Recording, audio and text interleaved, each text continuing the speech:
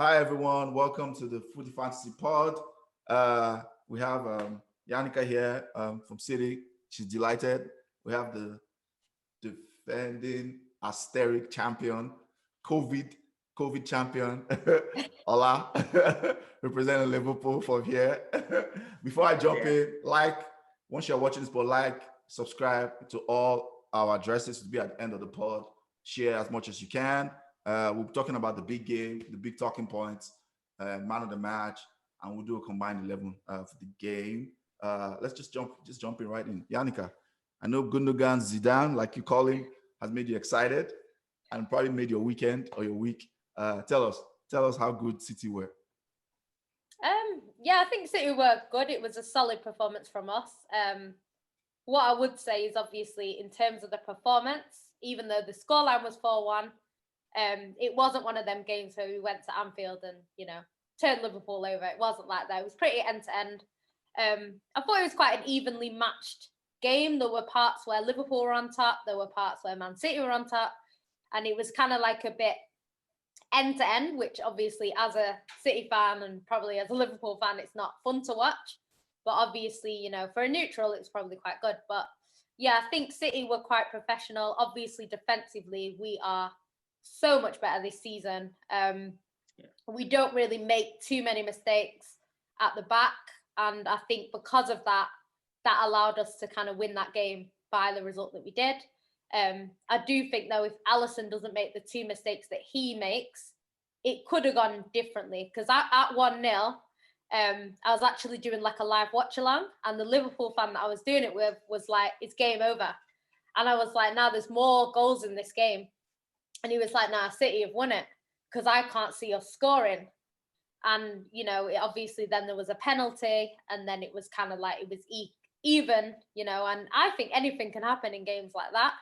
But obviously it was Man City that kind of jumped on the chances. And, like a lot of people slate him, Gabriel, he comes on. And obviously I think what he does when he comes on was really important for the game. And like a lot of people will just dismiss it because they don't think he's good or whatever. But he came on and straight away he puts pressure on Alisson. After he puts that pressure on Alisson makes two mistakes shortly after that. And I think that pressure was what made him think, right, let me kick it out quicker. And then he's not making the right passes, because I think if not, he takes his time, he passes it out, it probably goes to Salah or Mane or someone. And it's a different game. So I think what City did well today is they played well on and off the ball, which we have kind of been playing all season. And, there was a time where Liverpool had 70-something possession and City was still in the game playing reasonably well. So, yeah, I think I'm quite happy with City at the moment. I think today wasn't the best performance from us. I'd say a lot of the players have performed better in previous games. Gundogan being one of them. As good as he was, he's been better. So, yeah, it was a bit of a weird game. But we had to get a win at Anfield because I think if we didn't win this season, we're never going to win there.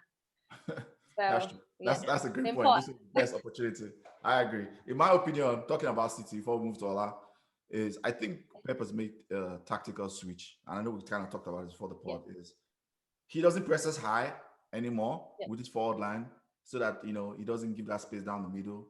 Your wingers also off the ball. Your wingers, they stay wide when they're on the ball. When they're off the ball, they come in, they tuck in now. That's more central. So that counter-attacking weakness that City used to get hit on the break so bad, one ball over the top, that's gone. That's pretty much gone now, Obviously, Ruben Dias, we have to talk about that too. He has been exceptional.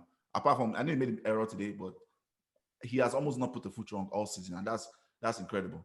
Ola, tell us. I'll tell you about the defending champions. Oh yeah, I can remind you. Defending champions are here. Okay. So whatever. So I can tell you about that. Oh, you want me to tell you about the match? Okay, I can tell you about the match. The match, like Yannicka said, turned on the two errors from Alisson. For me, to be honest, the league was gone for Liverpool last week when we started losing to the bottom six and drawing. For me, I was not even, I'm not pissed about losing to City. The scoreline is a bit worrying, but for me, the main thing is securing top four. So today's result was, I won't say it was expected, but we've not been playing well. And like Yannicka said, if they don't beat Liverpool this season at Anfield, I don't see when they could have done it again. This was their best chance. We're playing Fabinho and Henderson at centre back. So what are you going to do? How are you going to pass up that chance to hammer Liverpool? And to be fair, they did. They took their chances, they forced errors, and they killed the game. The bigger issue for me now is we still didn't create much. I think the first half, Firmino had a half volley, and it was a half chance, and then Mane had only one clear chance. And even the penalty came out of nowhere. So I understand when Yannicka was saying she was watching the game with a Liverpool fan, and the fan was saying, oh, he doesn't see where we're getting a goal from. I understand what that guy was saying, because we're not really creating chances. The penalty came from nowhere. So just like an error from Diaz that allowed Salah to go in. So it's not like we actually created that situation. So that for me is a worry. Losing to City is not a worry, because City, they can smash you at any time. We lost to them 5-0. We lost to them 4-0 last season, I think, 5-0 in Klopp's first season. We get smashed by them occasionally. So losing to them is not the issue. The issue is going forward, Liverpool are not creating enough. And the reason for that is because we are playing two of our best midfielders at centre-back. And the reason for that is because we were stupid enough to do what City did last season by going into the season without having a proper centre-back cover. And when we were saying this, Liverpool fans were saying this before the season started, why are we not replacing Lovren? They were like, oh, we're going to play Fabinho there. Okay, you're playing Fabinho there, but you're forgetting you're going to miss Fabinho in midfield, and you're playing Fabinho at centre-back. And that happened to City last season when they started playing Fernandinho in centre-back. And the league was over by January, February, the league was over. And Liverpool went into the season and said, oh, City did that. Let's do that too. And of course, what happened? The league is over. The league is over. So I'm not worried about City smashing us. I'm worried we're not creating enough chances going forward. I know we scored 6 goals in 2 away games, but I think that was just bucking the trend, because the trend has been in the last 8 games, we have not created enough we have taken shots, but we're not creating clear-cut chances, and that's going to be trouble for us going forward. Okay, those are good points. One thing I wanted to quickly touch on is, at what point does Klopp, he has gotten 2 center backs now, right? At what point does he put 1 or 2 of them there and say, okay, let's go back to the midfield that I know? And I mean, at what point? Because now, like you said, top 4 now is in danger now. That's where you guys are now. Like, you're not in full top 4 battle. He's going to do that. To be honest, I knew he wasn't going to play those 2 new center backs today, because he's a systems guy. Klopp is a systems guy. So he has gotten these guys and he wants them to get used to the system. Many of the players we buy who are like midfielders or defenders, we usually take time before we actually throw them in. It's only maybe when we buy strikers, like when we bought Salah, we threw Salah in straight away. When we bought Mane, but when we buy defenders like Robertson, we didn't put him straight away, So I'm not surprised he didn't start with them. But in answer to your question, I think he's going to have to do that going forward, because now by Wednesday they would have spent at least like almost 10 days with the team. So one of them should be able to play, most likely to be Kabak. He has no choice now, because Henderson or Fabinho have to go back to midfield. We've gone on too long trying to patch up that centre-back issue. And Alisson, I know Alisson messed up today, but it's not easy when you're playing with. Today was probably our 16th centre-back pairing, 16th different one. We have had 16 different centre-back pairings all season. That doesn't help a goalkeeper either. When your centre-back, the guys in front of you are changing all the time, it doesn't help. So Alisson messed up today. He was sick before the last game, and he probably was just still sick today, because I can't explain what he was doing for. I can't explain what he was doing for those 2 goals. Gundogan, I said Gundogan, Jesus, put the juju on him. Today's Sunday. Jesus came to press him. It's poetic. Okay, Yannicka, going to you. Who's your man of the match? I know who you're going to say, but I just have to ask. That's a hard one. I feel like I would give it to. I'd actually give it to someone that you're not thinking. Okay. It is a hard one. I'd say maybe Phil Foden, just because he did so well. He got the goal to kind of seal it. He did well. I think there's a few that did well. I don't think there was any really fantastic player for City. I feel like everyone was just good. Like, you know, some maybe a little bit better, but Sterling was good as well, to be fair. Sterling got into the positions, but it's just his finishing wasn't, obviously he did score, but his finishing wasn't on point. So I'd give it Foden based on that, but both of them played well. They gave their sort of fullbacks a bit of a hard time. So yeah, I would say Foden just for, I don't know. It's quite, there's probably a few that maybe deserve it. Gundogan, I would have given it to him, but he missed that penalty. And to be honest, it could have gone very differently. Obviously, he did redeem himself, but that game could have gone differently. So I think with that sort of chance, it's a penalty, just place it. But he blasted it. So I think if he'd have placed it and Alisson saves it, then I would have been like, yeah, man of the match. But I just think for that, he could have cost us the game. So yeah, but he was great after that, so I can't really fault him. Good points. Good point. Ola, man of the match. Okay, man of the match, of course, it's not going to be a Liverpool player. I'm not going to go there. I'm not going to go there. Actually, Alisson, Alisson had the biggest impact on the game. So no, but to be honest, Christmas. He thinks it's still Christmas. He's still giving gifts. To be honest, I'm going to go with Gundogan, and I'm going to say actually I got more annoyed with myself because in the fantasy league I have Gundogan and I put him on the bench. I put him on the bench in the fantasy league, so that actually pissed me off more than Liverpool losing because I have 13 points on the bench now with Gundogan, and I just don't know why I just didn't trust him.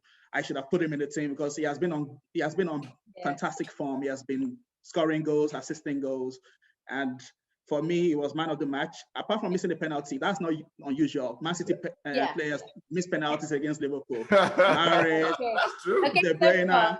Against everyone. It's not just Liverpool. It's a tradition. It's a tradition for you guys. You miss penalty. Yeah, even Sterling. I think Sterling has missed a penalty against us before or something. So I'm not even surprised about that. Mahrez did 2 years ago. I remember Mahrez on. Mahrez, De Bruyne. Yeah, so Gundogan for me, the reason, apart from the goals, he, being in the right place at the right time is an underrated skill. And for midfielder, being in the right place at the right time, those two goals were like poacher goals. Those are the kind of goals you expect from Aguero. Just being in the right place at the right time. You don't teach that. It's instinct. And that guy, he proved it again in the big game. Scored 2 big goals. And for me, he is the man of the match. Okay. I mean, I don't disagree. I just want to go against Yannicka's choice because she's very biased. And again, about your fantasy, if you're on Twitter and you were following Yannicka, I'm sure that's why I didn't have Gundogan. Everyone goes she has been. That's why let me not say Gundogan. She has been raving about Gundogan for like since beginning of the season, raving. So if you would have gone with her. You'd have always had Gundogan in your team because she calls him Gundogan. Just put him on the bench. I had him in my team last week and the week before, but today I was like Liverpool probably won't let him score, so I just let him put him on the bench.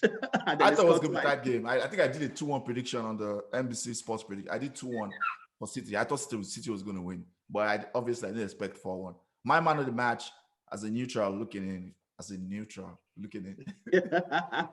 There's a word like that for United fan as a neutral. United fan between Man City and Liverpool. I think it was Foden. So in my WhatsApp groups, some of my United buddies, I was going crazy. I'm like, this kid is generational. Like, oh, Ayo, you're reactionary. I said, no, I have been watching him all season. And I say he's a generational talent. I always tell people, listen to my words carefully. I choose my words carefully. I didn't say the generational player. He's a generational talent. That's what I'm saying. Like this kid, and people, I'll say when I look at players, right, for me, and this is just my personal opinion, doesn't mean it's the truth. Decision making is very critical. I look at it. There are some players, even from when they come out from like academy, people like Phil Foden, like early on, their decision making is so elite. It looks like, wow, is this kid 20? He's like that. I think Sancho is like that also. I think to some slight little extent, I think Saka is like that. A little bit. I'll say a little bit. But Phil Foden, like he had a hand in 3 of those goals. The one thing I like about him is his decision making in the final third. I think that's something that's very hard to coach. When to shoot, when to pass, when to drive. he does that so well. And those 3 goals, obviously, scored 2, right? He scored 2 of them. No, he scored 1 and had a hand in the other one. He had a hand in the other one. 2. Yeah. Like that finish, people were like, oh, it was Alisson's fault. I'm like, I've been watching football for a very long time. I don't know any keeper. That was my argument. Where somebody wants to shoot in the box, like, and it's a very good shot, and the keeper stands up. Keepers don't stand up when there's a shot in the box. They set to go, they are setting in position to go left or right. So that's what happened to Alisson. Alisson was trying to go left, and the ball went up. So it's like, oh, it's too late. Before he could react, it's too late. It was a quick shot. That was an unstoppable shot. He took the shot very quickly, and it was a hard shot. Exactly. Yeah. So I don't know. I just wanted to put this in this our quick chat. Like, was I crazy? People were arguing me like, no. It was Alisson's fault. I'm like, I don't think so, but okay. It is what it is. So let's go to our combined 11 quickly. We'll start with Ola. Ola, since you're at the home team, give us your combined 11. Okay. Combined 11 is usually a bit easy this time of the season when it's clear that Man City are running away with the league. So it's going to be quite easy for me to put as many Man City players as possible. Okay. But I'm going to sneak like 4 Liverpool players in there. So that's fair. Let's go. Alisson is not going to be in goal. Alisson is not going to be in goal. I am worried about Alisson, not because of his quality. He misses too many games. And I've been on this podcast complaining about that we need a solid center back, because Alisson, for some reason, is sick today. He misses 2 games. He gets injured the next game. He misses 7 games. He misses too many games. Ederson for Man City doesn't miss many games, and he has been consistent. So I'm putting Ederson in goal. Yep. Cancelo, I think for me, this is the breakout star of this season. Fantastic player. I'm putting him at right back because Trent has not had a great season. I'm putting Diaz and Stones center back because obviously Liverpool have not played with any center backs this season. So who else are you going to put? To be Stones and Diaz. Left back, I'm going to put Robertson. He's probably Liverpool's player of the season because he has played very well. Recently he has not been great, but he was great for like the first 10 games. Okay. So I'm putting Robertson at left back. Midfield, Gundogan. Yes, I'm a fanboy too. Gundogan is going into my midfield because, like I said, apart from the goals, you can just see he's just a baller. There's just no other way to put it. Decision making is good, passing good, creativity good. So Phil Foden. I agree with you, Ayo. He's a generational talent.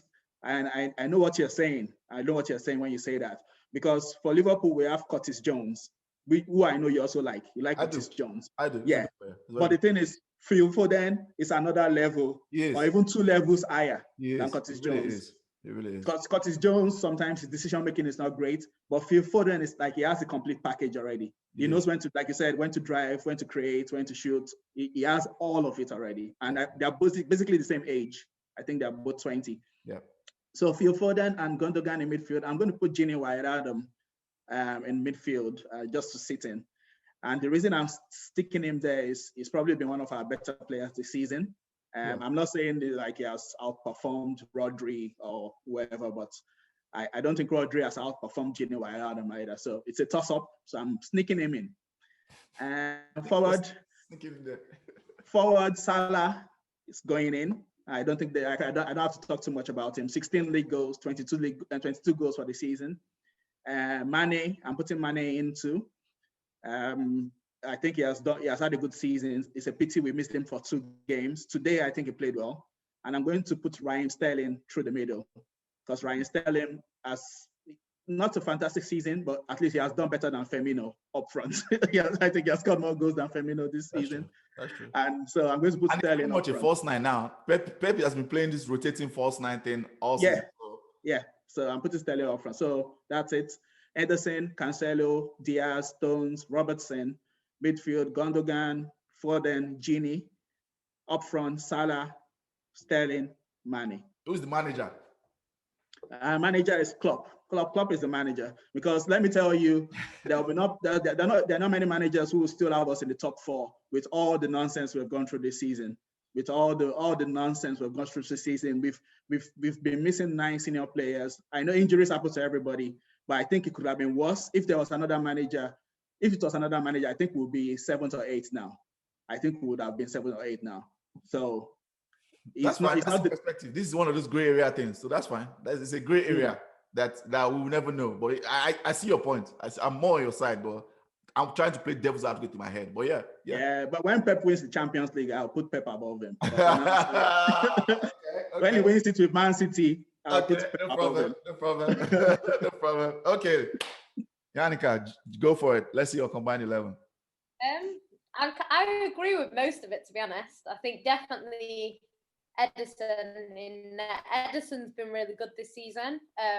Last season, he would make some mistakes that might cost us games or stuff like that. But this season, it seems like he doesn't have that much to do. But when he does have to do something, he does it. So obviously a penalty, not really going to save that. It's hard to save penalty, especially from Salah. But yeah, in general, he's done what he needed to do when he has to do it.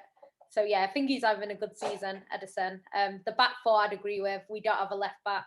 Well, we don't actually have a left back. Zinchenko's not a left back. So yeah, I'd put Robertson in there. He's had a good season. Diaz and Stones are undroppable. Them two, crazy chemistry together. And then obviously Cancelo's having a fantastic season. So yeah, the back four kind of speaks for itself. Definitely Gundogan has to go in the midfield. He's the first one in. A shout I would say would be for De Bruyne, but De Bruyne didn't start so well. And then he just looked like he was getting into form and then he got injured. So I think at the end of the season, there'd be a shout for De Bruyne when he comes back. But right now, he kind of was just getting there and then he went out. Bernardo Silva's stepped up a lot in his absence though. So I'm kind of tempted to put him in somehow. So I don't know what kind of formation I'm going to go with to get everyone in. But I know Wijnaldum's been good for Liverpool. Yeah. So yeah, I don't really disagree with that. So I'd probably put Foden on the wing, on one of the wings, because that's kind of where he's been playing. So I'll put Foden on the wings. I probably will put Sterling in the middle as a false nine, or whatever. And then I'd pick between Mane and Salah. Obviously, I do think Mane is the better player, but I think Salah's had the better season. So for that reason, I would say Salah, even though I rate Mane more than Salah in general. But this season, he's scoring a lot of goals. So yeah, I'd put Salah. So I think that's 11. So who's your manager? It's got to be Pep. Just because Pep's done really well this season, he's actually changed the way we play and he's executed it. Like, obviously it took a while, but he's kind of executed it perfectly right now. So we'll see what happens. Obviously, there's a long way to go in the season, but I think if Pep can win it and get us further in the Champions League, you know. Come on, Yannicka, the league is finished. You guys have the league wrapped up. I'm not jinxing you. You guys have the league wrapped up. Don't give encouragement to the Man United fan. He knows the league is over. Don't give him any sort of encouragement. I'm telling you, congratulations. Oh God. You know what? Like, I wish we were. Hey, anything can happen. You know why? Anything can happen. Yeah, you're right. Beginning of December, everybody were saying. I know you were not, but most of the experts, it's me, I think Yannicka. If I remember Yannicka, right? When we brought you on here, we were saying it's most likely going to be Liverpool, right? Did we say that? It looked like that. It did look like that. It looked like that, yeah. I don't know. Yannicka didn't fully agree. To be fair to her, she was like, "Let's see, let's play our game in hand." But most people were like, "It's most likely going to be Liverpool. They look too good. They look too good." So anything can happen, right? Injuries. I don't want injuries to anybody, but anything can happen. But anything can happen. But I know. Most likely City have won the league. I mean, we all kind of know that. It's kind of obvious at this point. It's kind of obvious at this point. They've entered. That sounds good to me. That sounds good. No, it's kind of obvious. It's kind of obvious. I'll be honest. It's kind of obvious. We're mentally Manchester United and all. So maybe I'll just talk. Right? Mentally, mentality wise, I don't think we're there. I think we have some holes. I think we have been lucky with injuries. And if we have a fully fit squad, and City have injuries, and they're already building this gap. Now, I don't know how long Pogba is out for. If he's out for any amount of weeks, I think that even makes us weaker. Because of how he has been playing. So everything just adds up to City winning the league, right? Because we can say, oh, it's just 5 points. They have a game in hand. That's true. I don't see us not dropping more points than City. I mean, it's kind of clear when you watch both teams play. If they drop points, we will drop points too. That's just what I see it. And we still have to play them, right? We still have to go to the Etihad. If they are still playing like this at that time, I mean, I don't see how we come out of there with a win. And do you know what makes it more impressive for me? Like, we're talking about Kevin De Bruyne. Kevin De Bruyne is one of the best players in the world. Yeah. City, he has not played for like 4 games or something. And they're still steamrolling. They're just steamrolling everybody. They're smashing people without Kevin De Bruyne, without Aguero. Yeah. Aguero has been out for most of the season. Yeah. So that's what makes it more impressive. That, okay, yeah, we say injuries are a factor, but it's just that they have coped with their injuries really, really well. They have enough praise for City, because I see Yannicka's head just going, just getting excited. Let's jump into the weekly awards. Ola, since you're already talking, who is your kudos and donkey of the week? Okay, kudos of the week. Well, this was the highlight of my weekend. Our Merseyside brothers, Everton, am I going to get my kudos of the week, because they played a fantastic game at Old Trafford. Great comeback. They showed Man U how to make a proper comeback from 2-0 down to 2-2, 3-2 to 3-3. Fantastic. Everton, kudos of the week. And I know they've gotten a point there, and they probably will be thinking they're going to beat Liverpool too, but we'll see about that. That's the next game, yeah? I think it's after Leicester. Leicester, okay, we have to play Everton, yeah. So let's see how it goes. But yeah, for this weekend, they did well. Donkey of the week, I like Alisson, but I can't look past the 2 errors today. I can't. Those were, if it was Karius or if it was any of our other goalkeepers, we'll be smashing them to bits. We'll be cussing them out. So I can't overlook what Alisson did today, because that was schoolboy stuff. The first one was the most annoying. The first one, he wasted time trying to control the ball. The City player was coming. He almost lost the ball. He got a second chance and then kicked it back to the City player. So what was happening there? I just don't understand. So it's the donkey of the week for me. I know maybe he probably was still sick, but no excuses. There's no excuse for 2 big errors in that game that cost us the match. Okay. Yannicka, kudos for the week and donkey of the week. I know where kudos of the week is going to. I know, but let me just hear you say it. Yeah, I think the donkey of the week has to be Alisson, just for them mistakes that he made.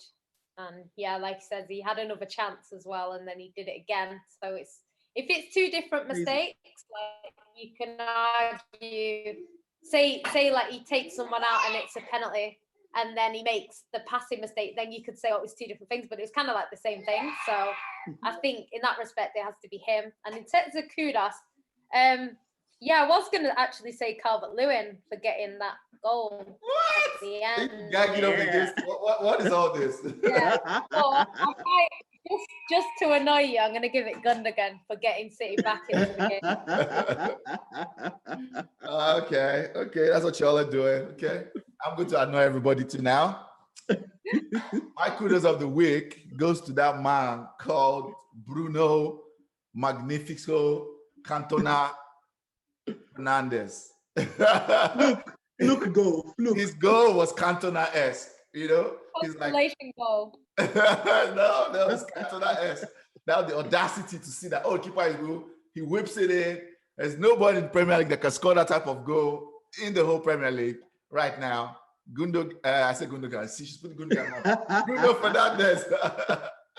Bruno Fernandes is, he's the best player in the Premier League. It's a pity it got you only 1 point without goal. It's a pity they didn't give you 7 points without goal. That's on our defense. So my donkey of the week. I have 2 donkeys. One, not on the pitch type of donkey. It's something I said, I think my last episode, and I'll continue saying it. The amount of racism that is going on, to football players now is getting ridiculous. It really is. Like every time it's like almost autopilot in my head. United have a bad game. I'm expecting racist abuse. They still did it again to Twanzebe. I'm like, what is going on, guys? It does not make any sense. Like Maguire, Lindelof, David De Gea had more fault. And I'm not saying they should get abused. What I'm saying is, even if it's football related, like they had more mistakes in that game. It's not doesn't, but there should even not be any reason for racism. Either way, regardless, there should be no reason for it. And it's just getting ridiculous at this point. So yeah, the people online, I think people in their fan base need to understand that these people are not faceless people. There are people in every fan base who are racist. They are, and that's the actual truth. This idea that people try to, oh, they are not part of us. Like, people need to address that there are people that they know one-on-one who are racist in fan bases, and people need to call them out. So yeah, those are my major donkeys. Now, footballing on the pitch donkey, Harry Maguire and David De Gea. The fridge. I'm putting them together. This is like double. I'm putting them. You know what? In a competition. Both of them goalkeepers, because the Everton one was even worse than De Gea. Yeah, I know. But guess what? Only one of them earns 375K per week. And I'm not one of those people that looks at that. But the reality is sometimes who much is given, much is expected. That's the reality of life. I don't really care about people's wages, because he's worked hard to get there. That's between the club and him, what their value is, what their value is to the club. I get that. But he's costing us too much errors in high-profile games. And at this point, it's getting ridiculous. It's getting ridiculous. Maguire too. I mean, we pay all that money, senior center back, England international.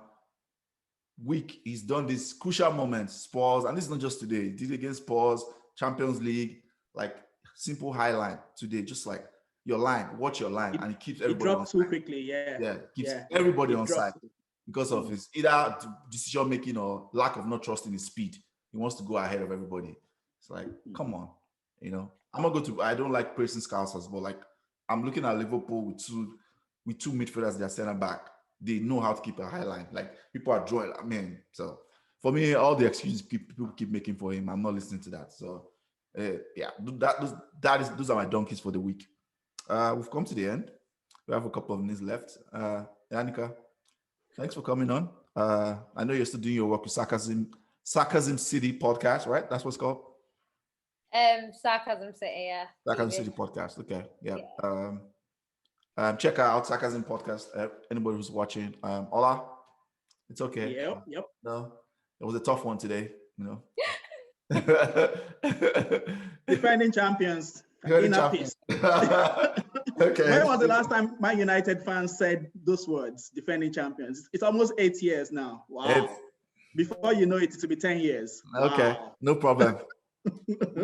No problem. You guys cannot say 20 though. 20 times Man United. We will get 20 before you get 21. Okay.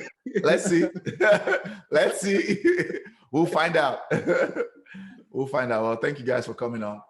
Have a good one. Anybody that's watching, like, subscribe to all our addresses at the end of the pod.